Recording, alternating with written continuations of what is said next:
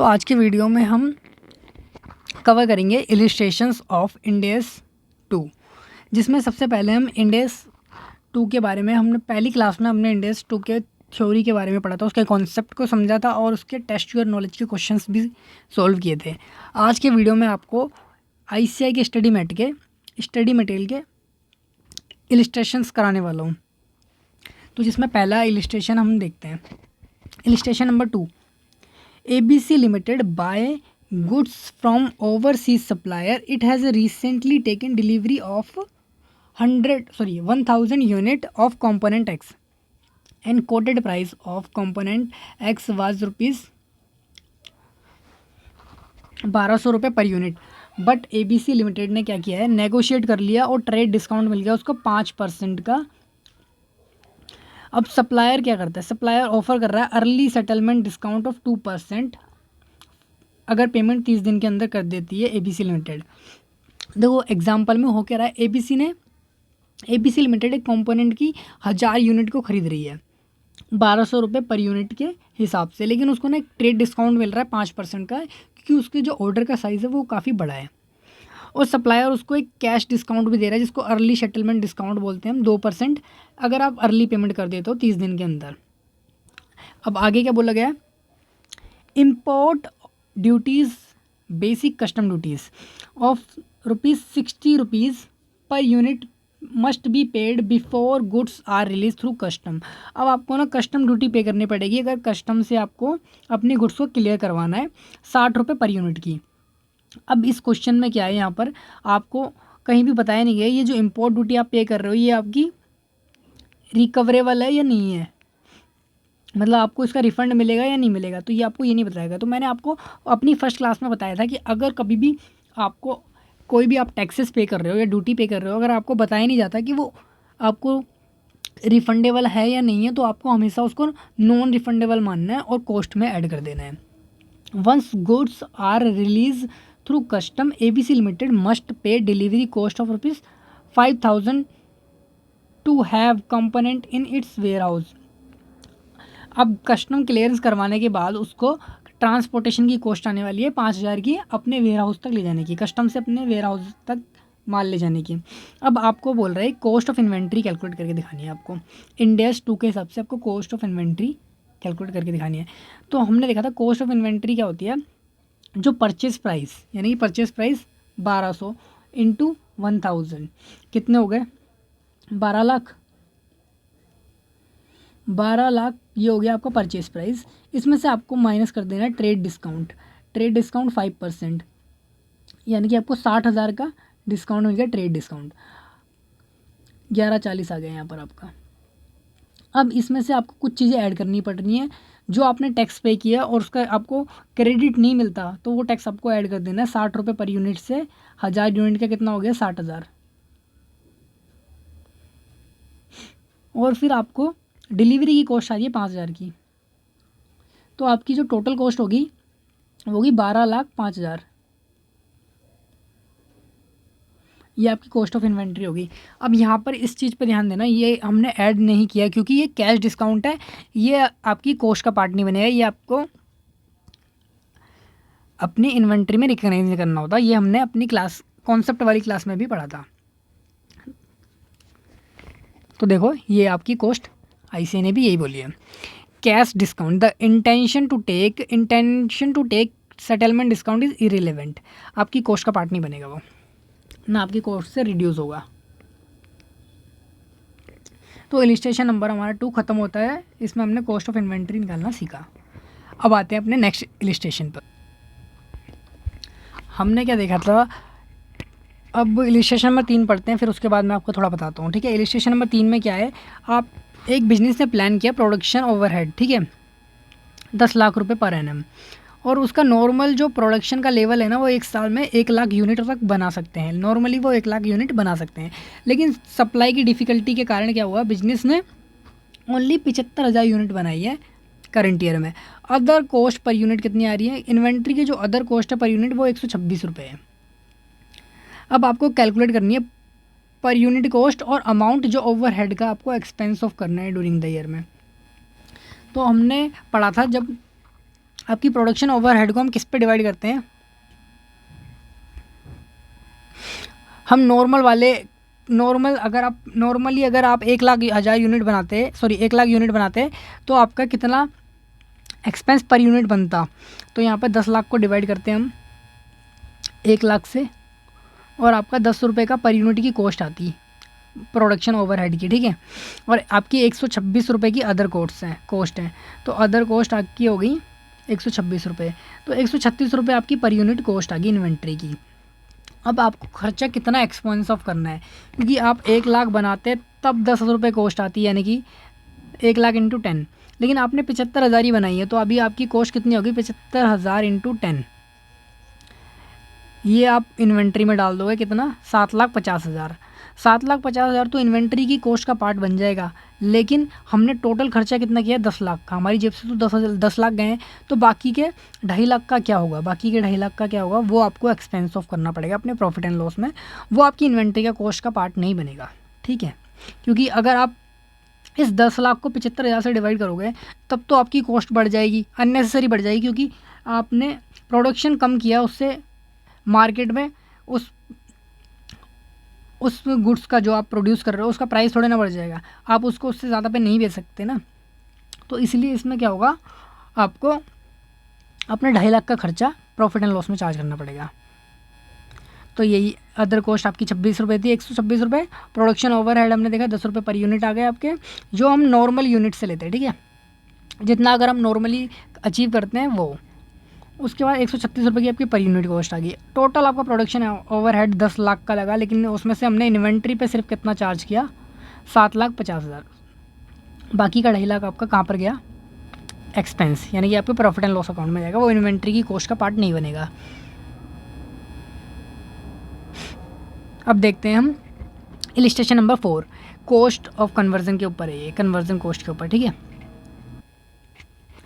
ABC limited क्या करती है, मैन्युफैक्चर करती है कंट्रोल यूनिट्स, जो एसी का एक पार्ट है, ठीक है। एसी में जो कंट्रोल यूनिट होती है उसको मैन्युफैक्चर करती है एबीसी लिमिटेड, और उसके लिए वो ईच कंट्रोल यूनिट जो कंट्रोल यूनिट बनती है उसमें 2 कंपोनेंट लगते हैं, कंपोनेंट एक्स और कंपोनेंट वाई, ठीक है। कंपोनेंट एक्स और कंपोनेंट वाई, एक्स की कॉस्ट कितनी है, 1205 रुपये, ठीक है। हर एक कंपोनेंट की कॉस्ट है 1205 रुपये, और वाई कंपोनेंट की कॉस्ट है 800 रुपये, और उसमें सन्ड्री मटेरियल लग जाता है उसका 150 रुपये का, रॉ मटेरियल लग जाता है 150 रुपये का। उसके बाद कंपनी क्या करती है, कुछ फिक्स्ड ओवरहेड भी खर्च करती है, ठीक है। फैक्ट्री का ओवरहेड जो होता है वो आपका इन्वेंट्री की कॉस्ट का पार्ट बनता है, ये हमने क्लास नंबर 1 में पढ़ा था। और एनर्जी कॉस्ट जो है वो भी आपकी डायरेक्टली प्रोडक्शन से रिलेटेड है, तो वो भी आपकी इन्वेंट्री की कॉस्ट का पार्ट बनेगी। लेकिन जो ये सेलिंग एंड एडमिनिस्ट्रेटिव कॉस्ट है ना, ये आपकी डायरेक्टली इन्वेंट्री से रिलेटेड नहीं है, इसलिए ये आपकी इन्वेंट्री को चार्ज नहीं करेंगे, आप इसको एक्सपेंस ऑफ करेंगे, ठीक है। अब क्या होता है, ये 1650 रुपये 16,050 रुपये 500 रुपये लगती है, और ये 7,500 रुपये लगती है। और हर यूनिट बनाने के लिए 2 घंटे का टाइम लगता है, यानी कि आप कंट्रोल यूनिट जो बनाते हो आप, ये कंट्रोल यूनिट बनाने के लिए आपको 2 घंटे लगते हैं एक यूनिट बनाने में, लेकिन और प्रोडक्शन वर्कर को आप पेड करते हो 300 रुपये पर आवर, यानी कि 2 घंटे में एक यूनिट बनाता है वो, और 300 रुपये उसके 1 घंटे के हैं, तो आप 600 रुपये एक यूनिट बनाने का देते हो उसको। यानी कि यहाँ पर मटेरियल की कॉस्ट तो ऊपर थी, अब लेबर की कॉस्ट देख लो आप, डायरेक्ट लेबर 600 रुपये, 300 इंटू 2। अब ये क्या बोल रहा है कि प्रोडक्शन ओवरहेड जो होते हैं ना आपके, ऑब्जर्व्ड होते हैं यूनिट्स ऑफ प्रोडक्शन, यानी कि जो आपकी ये वाली कॉस्ट है ना, ये उस जितनी आपने यूनिट प्रोड्यूस करी है ना, जितना आपका नॉर्मल प्रोडक्शन रहता है, नॉर्मल प्रोडक्शन करते हो आप साल में, उतनी यूनिट पे आपको उसको एलोकेट करना है। अब आगे क्या बोला, ये वाली लाइन ध्यान से पढ़ना, ये वाली लाइन क्या है, द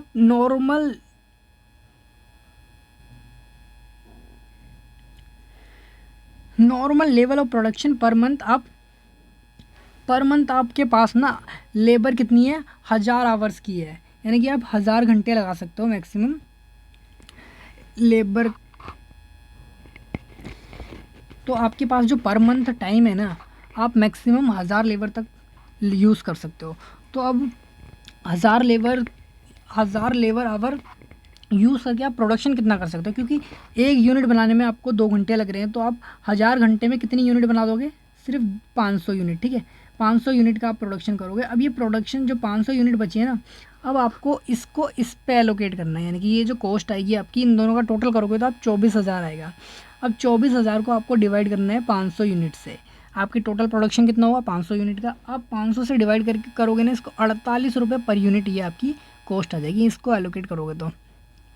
अब आपकी टोटल कॉस्ट कितनी होगी, ठीक है, मटेरियल एक्स में 1200 लगे, 800 यहाँ लगे और 150 यहाँ लगे, तो ये हो गए 2155 रुपये, यहाँ तक हो गए 2155 और 600 रुपये ये हो गए आपके 600 रुपये, 2155 और 600 रुपये हो गए आपके 2755 रुपये हो गए। ठीक है, उसके बाद 48 रुपये ये हो गए। तो आपकी जो टोटल कॉस्ट आ गई ना यहाँ से लेके यहाँ तक की, ये आ गई आपकी 2803 रुपये पर यूनिट।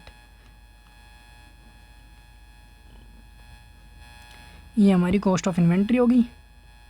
ठीक है, कंपोनेंट एक्स की यहाँ पर आपने 1200 आप 5 रुपये रख दिया, 800 रुपये कंपोनेंट वाई की, सन्ड्री रॉ मटेरियल आपका 150 रुपये का लगा, दो इनको टोटल किया तो आपका 2155 की कॉस्ट आ गई। लेबर जो आपकी आई 600 रुपये की आई, और यहाँ पर आपने इन दोनों को प्लस कर दिया, प्रोडक्शन ओवरहेड को 24,000 को इन्होंने डिवाइड किया है 1000 से और मल्टीप्लाई कर दिया 2 से, तो ये आंसर इनका शायद, ये इनकी कैलकुलेशन जो है एक बार मैं चेक करता हूँ ये ठीक है या नहीं है। हाँ, इनकी भी कैलकुलेशन ठीक है, आप 48 रुपये आ गया और हमारा आंसर इनसे टैली हो गया। ठीक है, अब हम हमारा एग्जाम्पल इलिस्ट्रेशन नंबर 4 भी ख़त्म होता है। अब हम आगे बढ़ते हैं इलिस्ट्रेशन नंबर 5 की तरफ, और 5 भी आपकी कन्वर्जन की बात करता है। तो इलिस्ट्रेशन नंबर 5 में लिखा है, एक डीलर है जो कार परचेज़ करता है, 1000 कार परचेज़ करता है, 2,80,000 की एक कार है। ठीक है, किस पे, डेफर पेमेंट बेसिस पे, यानी कि वो पेमेंट आज नहीं कर रहा है, वो पेमेंट किस में करेगा, ईएमआई में करेगा। 25,000 रुपये की पर मंथ की ईएमआई बनेगी एक कार की, यानी कि पर कार की, और 12 इंस्टॉलमेंट उसको देनी है, 12 ईएमआई देनी है, यानी कि 25,000 इंटू 12 करोगे ना आप, तो ये आपका 3 लाख आएगा। यानी कि उसको एक कार कितने की पड़ रही है, 3 लाख की पड़ रही है। और लेकिन उसकी कॉस्ट एक्चुअल में कितनी कॉस्ट है उसकी, 2,80,000 है एक कार की कॉस्ट। अगर वो आज पेमेंट कर दे तो 2,80,000 में उसको कॉस्ट पड़ेगी, लेकिन वो पेमेंट डेफर कर रहा है, यानी कि इंस्टॉलमेंट्स में कर रहा है, तो इसलिए उसको 3 लाख की पड़ रही है वो कार। अब 31 मार्च को आपसे क्या बोला जा रहा है, 31 मार्च को आपको बोला जाएगा कि 20 कार्स जो हैं आपकी अभी स्टॉक में है, 1000 में से 20 कार्स आपकी स्टॉक में है, यानी कि 980 कार आपकी क्या हो चुकी हैं, सोल्ड हो चुकी हैं। अब आपको कंप्यूट करनी है cost of inventory, finance cost और cost of goods sold. Cost of inventory तो हमें सबसे पहले पता है 20 कार हमारे पास अभी हैं, तो इनकी हमें कॉस्ट निकालनी है। कॉस्ट ऑफ गुड्स सोल्ड, हमारी कितनी कार सोल्ड हो चुकी हैं, 980 कार हमारी सोल्ड हो चुकी हैं, तो इनकी हमें कॉस्ट ऑफ गुड्स सोल्ड निकालनी है। फाइनेंस कॉस्ट, फाइनेंस कॉस्ट तो यहाँ पे साफ साफ दिख ही रहा है, 2,80,000 रुपये की कार है हम, लेकिन 3 लाख रुपए दे रहे हैं, तो हमें जो 20,000 रुपये हमने एक्स्ट्रा दिए हैं वो हमारी इंटरेस्ट कॉस्ट है।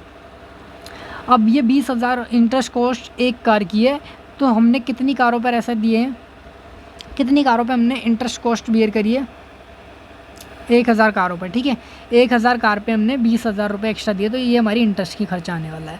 उसके बाद हमारे पास जो 20 कार जो हमने सेल कर दी, उनकी हमारे पास इन्वेंट्री क्या आने वाली है, 2,80,000। हमारी कॉस्ट क्या है, सिर्फ यही है, तो इसको आपको इससे मल्टीप्लाई करोगे तो आपकी कॉस्ट ऑफ गुड्स इन्वेंट्री आ जाएगा।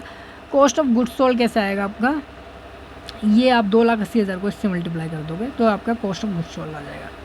ठीक है, इलिस्ट्रेशन नंबर 5 आपका यहाँ पर ख़त्म होता है। बड़ा ही छोटा सा इलिस्ट्रेशन था और ईजी भी था। चलो नेक्स्ट पे चलते हैं।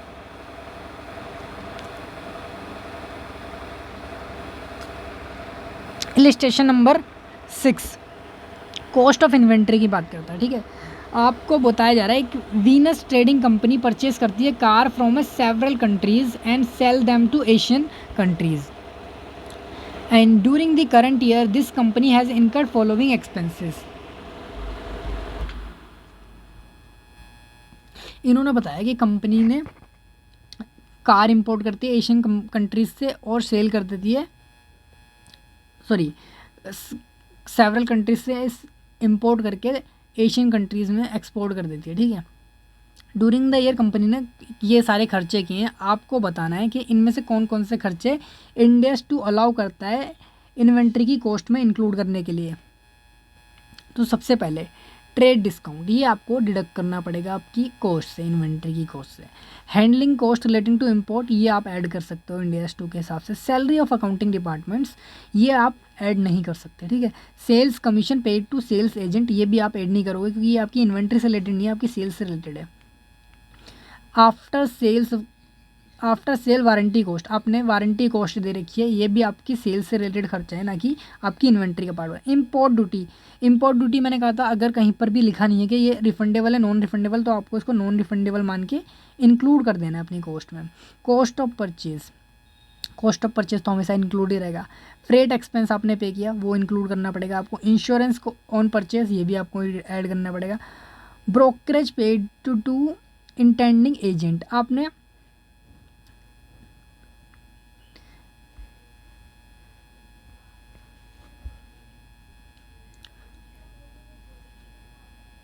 अब यहाँ पर एक क्लियर नहीं है ये सेल के लिए इन्होंने पे किया है कमीशन या फिर परचेज़ के लिए पे किया है, तो इसलिए, लेकिन आप इसको इसे परचेज़ का कैसे एज्यूम करना है, क्योंकि यहाँ पे सेल के लिए पहले ही इन्होंने यहाँ पर दे दिया था, तो आप ये मानोगे कि ये परचेज़ के लिए है और आपको इसको ऐड कर देना है, अपनी कॉस्ट का पार्ट बना लेना है।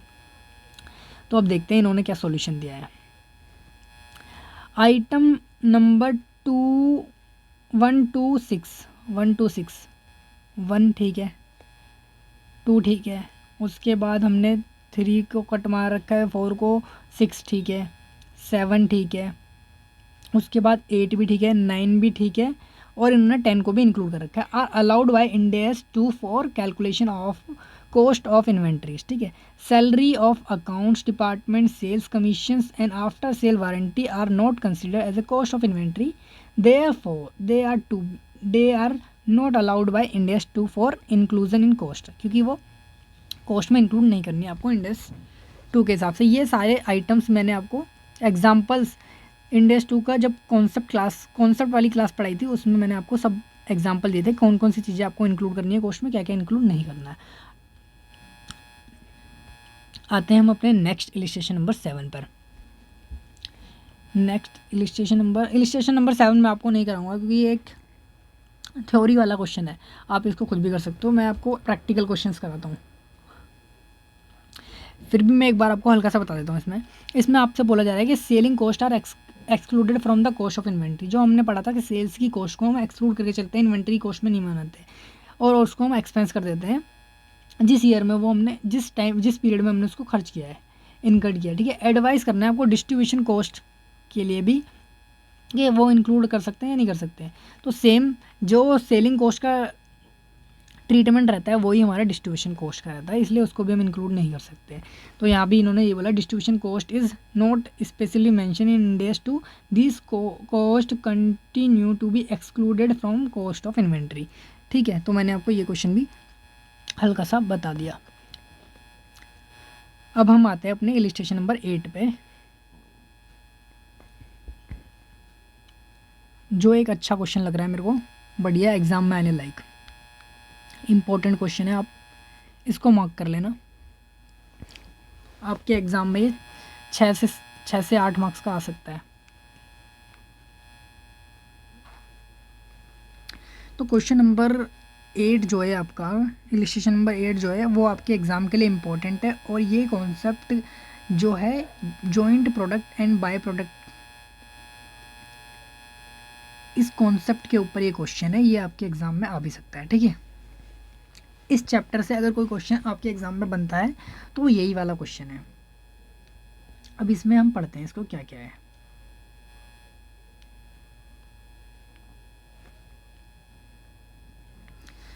तो एक manufacturing process, joint product and by product का मैंने बताया था क्या मतलब होता है कि अगर कोई हमें ऐसा प्रोसेस कर रहे हैं जिससे एक से ज़्यादा प्रोडक्ट बनते हैं और उनकी कॉस्ट जो आती है वो एक साथ आती है, मतलब जॉइंट कॉस्ट लगाई हमने और उससे एक से ज़्यादा प्रोडक्ट बन गए, तो उस केस में हम अपनी इन्वेंट्री की कॉस्ट को कैसे निकालेंगे कि हमारी इस प्रोडक्ट की कितनी कॉस्ट है, उस प्रोडक्ट की कितनी कॉस्ट है। तो वहाँ पर ये कॉन्सेप्ट काम आता है। जैसे डीजल और पेट्रोल बनता है तो वो दोनों एक साथ बनते हैं, तो उस केस में हमें देखना होता है जॉइंट कॉस्ट। अब ये क्वेश्चन क्या बोलता है, in a manufacturing process of Mars limited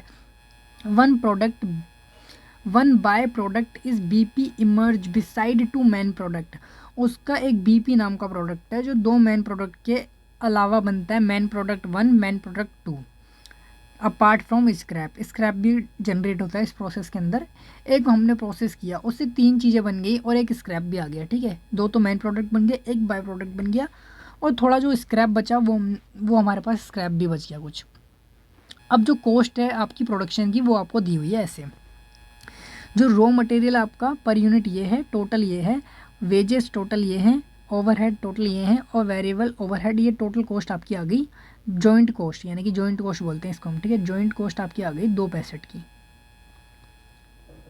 2,65,000 की आपकी जॉइंट कॉस्ट आ गई।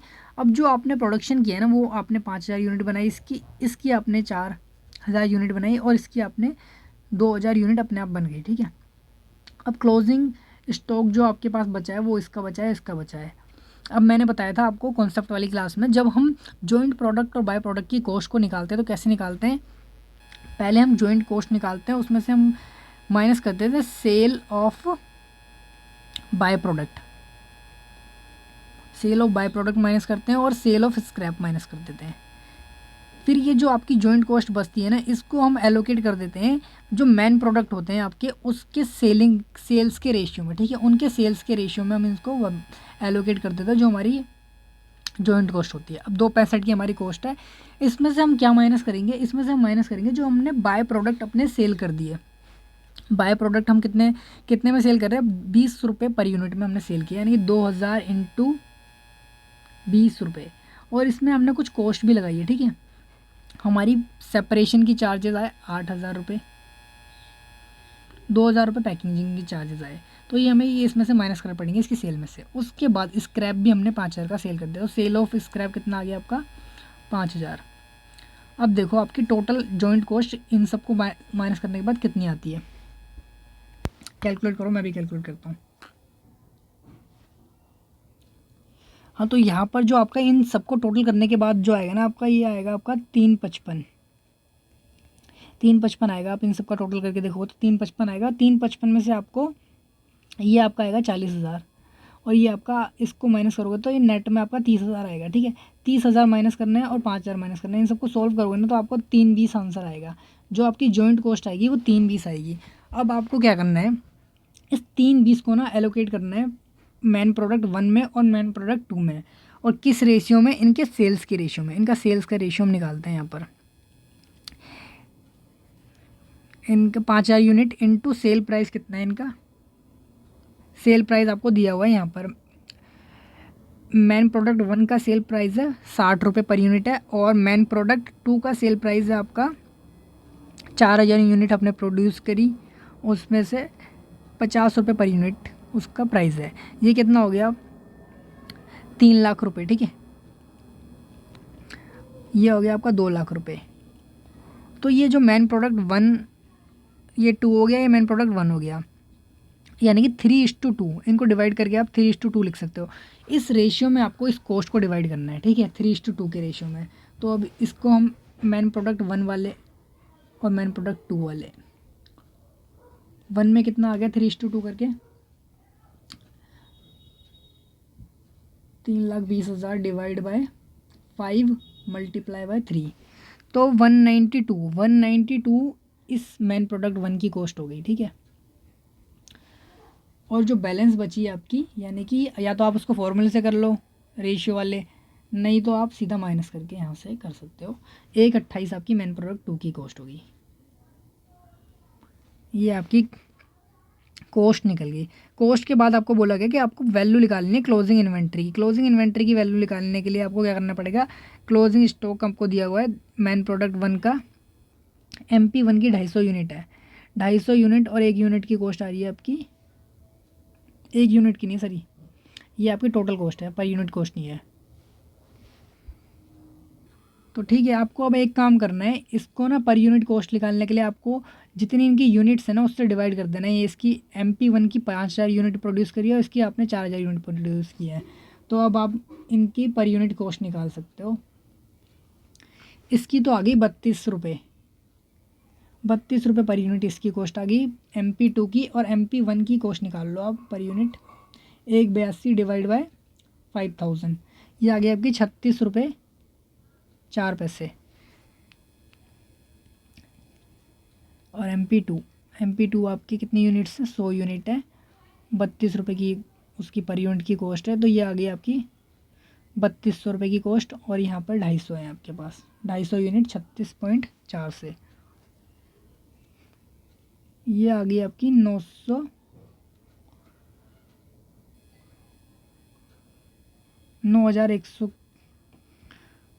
कॉस्ट। ठीक है, नहीं ये तो ठीक आई है हमारी 32 रुपये के हिसाब से। इसमें गड़बड़ आई है, इसको देखते हैं हमारी क्यों गड़बड़ आई है। अच्छा, ये मैंने 82 ले लिया, ये 92 है। ठीक है, तो आपकी ये कॉस्ट भी ठीक आ जाएगी। यहाँ पर 38.4 आएगा, इसको मल्टीप्लाई करोगे आपकी ये कॉस्ट आ जाएगी। तो इलिस्ट्रेशन नंबर 5 भी मैंने आपको इलिस्ट्रेशन नंबर 8 भी मैंने आपको समझा दिया, और ये आपके एग्ज़ाम के लिए इम्पोर्टेंट था।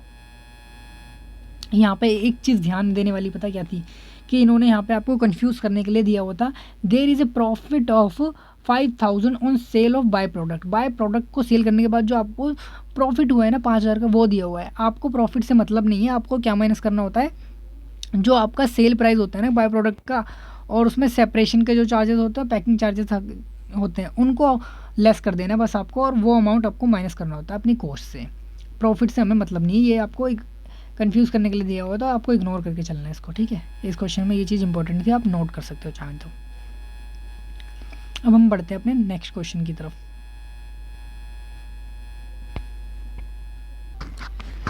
चलो, क्वेश्चन नंबर जो आपका इलिस्ट्रेशन नंबर 9 है, वो एक थ्योरेटिकल क्वेश्चन है, फिर भी हम इसको पढ़ लेते हैं। ठीक है, मेजरमेंट टेक्निक की बात करते हैं। ये आपकी जो आपका कॉस्ट फॉर्मूला होता है उसके ऊपर है। एक मार्स फैशन एक न्यू लग्जरी रिटेल कंपनी है जो आपकी लाजपत नगर दिल्ली में है। ठीक है, क्वेश्चन ने बोला है कि kindly advise the accountant of company, आपको एडवाइस करना है कंपनी के अकाउंटेंट को, necessary accounting treatment of the following items. ठीक है, ए और बी में जो ट्रीटमेंट होना है उसके लिए आपको एडवाइस करना है। अब कंपनी का जो प्रोडक्ट लाइन है ना, वो है ब्यूटी प्रोडक्ट बनाती है, वो जिस ब्यूटी प्रोडक्ट बनाती है, यानी कि particularly cosmetic such as lipstick, moisturisers, compact makeup kits, and company sell करती है 100 of different brand of these product, यानी कि इन प्रोडक्ट्स के वो 100 से भी ज़्यादा प्रोडक्ट वो ब्रांड्स में सेल करती है। Each product is quite similar, जो प्रोडक्ट्स होते हैं उसके सिमिलर होते हैं, and is purchase at similar price, वो सिमिलर प्राइस पे ही खरीदे जाते हैं, एंड शॉर्ट लाइफ होती है उनकी before a new similar product is introduce. Short life cycle है, मतलब एक प्रोडक्ट आता है उसकी जगह पे दूसरा प्रोडक्ट जल्दी से आ जाता है, उसकी मतलब रिप्लेसमेंट।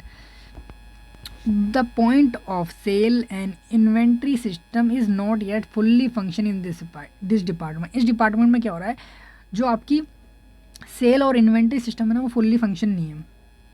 अब सेल्स मैनेजर क्या कर रहा है, sales manager of cosmetic is uninsure. अब वो इंश्योर नहीं है कॉस्ट ऑफ ईच प्रोडक्ट, उसके पास हज़ारों से ज़्यादा प्रोडक्ट पड़े हुए हैं सिमिलर काइंड के, लिपस्टिक 1000 से ज़्यादा ब्रांड की पड़ी हुई है उसके पास, मॉइस्चराइजर 1000 से ज़्यादा, उसको ये नहीं पता चल रहा कि कौन से प्रोडक्ट की मेरी कॉस्ट क्या है। ठीक है, उसको पता नहीं उसने कितने में क्या खरीदा था, इतने छोटे छोटे से प्रोडक्ट हैं उनकी कॉस्ट भी नहीं पता, लेकिन उसने आपको इन्फॉर्म किया कि कॉस्मेटिक कॉन्फिडेंट, देख it is a confident of the selling price and has a reliable inform you that company on an average make gross profit margin of 65 in each line। देख रहे हो, ब्यूटी प्रोडक्ट पे 65% का margin earn करती है company. तो आपको अब इसको बताना है कि आप इन्वेंट्री, इस केस में अब ये इन्वेंट्री को कैसे, मतलब उसकी कॉस्ट कैसे निकाले, उसको पता ही नहीं चल रहा, उसके पास इतने सारे सामान रखा हुआ है छोटा छोटा कि वो पता ही नहीं सकता कि उसकी कॉस्ट क्या है, उसने कितने में क्या प्रोडक्ट खरीदे थे। तो इस केस में आपको इंडेस 2 ने, मैंने बताया था आपको, इंडेस 2 रिटेल कॉस्ट मेथड भी बताता है, जिसमें आप क्या करते हो, आप सेलिंग प्राइस तो बताया उसने बोला कि मेरे को सेलिंग प्राइस पूछ लो, मेरे को कॉस्ट नहीं पता कि मेरी दुकान में जो लिपस्टिक रखी है, जो मॉइस्चराइजर रखा है, उसका कॉस्ट कितने में खरीदी थी मैंने ये, लेकिन मैं सेल प्राइस बता सकता हूँ आपको कि कितने में सेल करने वाला हूँ, क्योंकि सेल प्राइस तो सब पता होगा कि वो डेली सेल करता है।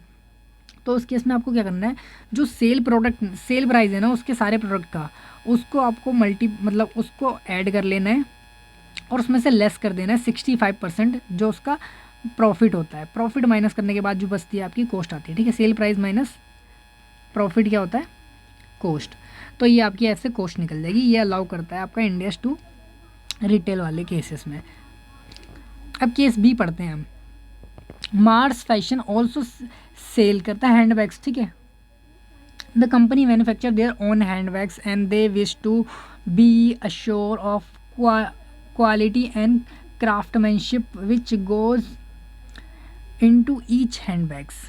Handbags are manufactured in India in the factory which has made handbag for last 50 years. जो फैक्ट्री लास्ट 50 साल से वो बैग्स बना रही है वो मैन्युफैक्चर करती है। नॉर्मली मार्स मैन्युफैक्चर करता है 1 लाख बैग एक साल के अंदर, which use 50% of space and overhead of head office factory. The division employ 10 people and is seen as being efficient division within the overall company. अब इस केस में आप कैसे उसकी कॉस्ट निकालोगे, क्योंकि क्या है कि फैक्ट्री में 15% वो स्पेस ले रहे हैं और ओवरहेड का खर्चा हेड ऑफिस से भी आ रहा है, ठीक है। तो इसमें और 10 पीपल है जो एफिशिएंट है। तो इस केस में आपको क्या करना पड़ेगा, स्टैंडर्ड कोस्टिंग मेथड फॉलो करके आपको कॉस्ट को पता लगाना पड़ेगा। इसमें क्या लिखा है देखो, handbags can be measure using standard cost specifically if result approximate cost given that company has a inform reliably on hand in relation to direct material, direct labor, direct expense and overhead. It would be best to use arrive at the cost of inventory. Inventory की cost निकालने के लिए उसको ये method use करना चाहिए। तो अभी तक हमने 9 इलिस्ट्रेशन पढ़ लिए और इसके बाद में आपको नेक्स्ट क्लास के अंदर बाकी के जो बचे हुए इलिस्ट्रेशन बताऊंगा। आपके टोटल इलिस्ट्रेशन 17 है। तो टिल देन बाय बाय, मिलते हैं अगले वीडियो में।